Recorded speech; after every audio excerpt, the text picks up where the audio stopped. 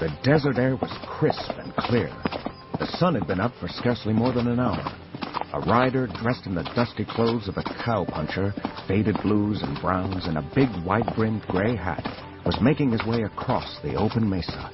The man and his horse were alert to the task, navigating outcrops of rock, dodging clumps of manzanita and cactus, avoiding disaster at every turn.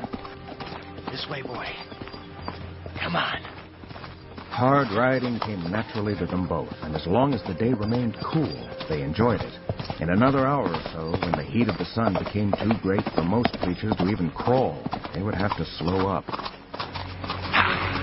Bantam Doubleday Dell Audio Publishing presents Valley of the Sun, a dramatization of the short story by Louis L'Amour. Attaway! Ha! Brett Lorraine was in a hurry. There was no doubt about that. He was 20 miles from any place at all, and more than 3 times that far from home. Easy, big fella. In his saddlebag was $10,000, every cent that Martin Malone had to show for 2 years of hard work. His work, much of it, and he couldn't wait to deliver it. Come on. Marta Malone. Her name was almost as pretty as she was, he reflected. Her red hair and her flashing blue eyes sparkled in his memory.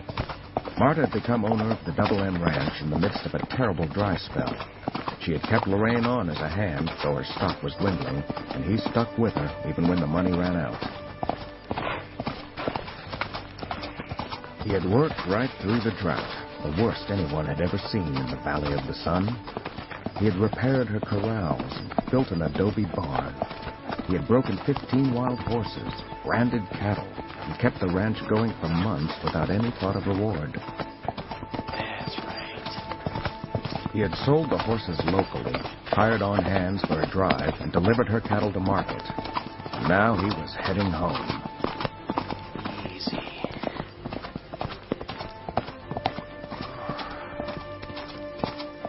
Way to go, big fella. They had just come down a steep embankment into a broad, dry wash. All right. Brett was about to spur his big buckskin on again when a shot rang out. Then another.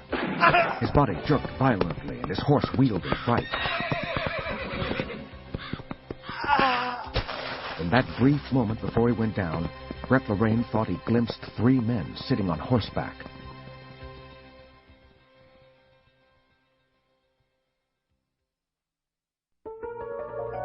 Brett Lorraine's body lay motionless beside a stout cholla cactus. The gun that lay near his hand had not been fired. He lay as he had fallen hours earlier when the 2 bullets had struck him. The dark stain on the back of his sun-faded shirt was from blood that had caked hard, dried in the blazing heat of the Arizona sun. Near the man's hand, a lizard stood with its head cocked to one side. Its heart throbbed noticeably through the thin skin on its neck as it stared at the sprawled figure. It sensed danger in the stale smell of sweat and blood. Under the baking heat of the sun, the man's back muscles stirred. The lizard darted away, losing itself in a tiny maze of rocks and ruined mesquite. The muscles of the wounded man, having stirred themselves, relaxed once more, and he lay still. But the tiny movement, slight as it had been, was a beginning.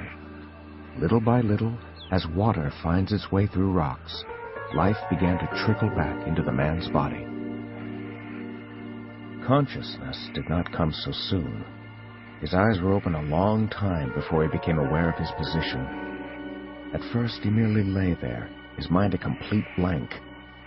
Finally, the incongruity of his surroundings and his prone position became apparent to him, and he tried to move.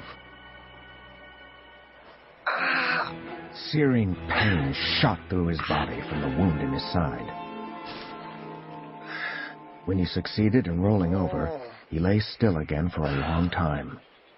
Above him, like the tower of a feudal castle, was the soaring height of Rattlesnake Butte. It loomed like a sentinel above the sun. Sample complete. Ready to continue?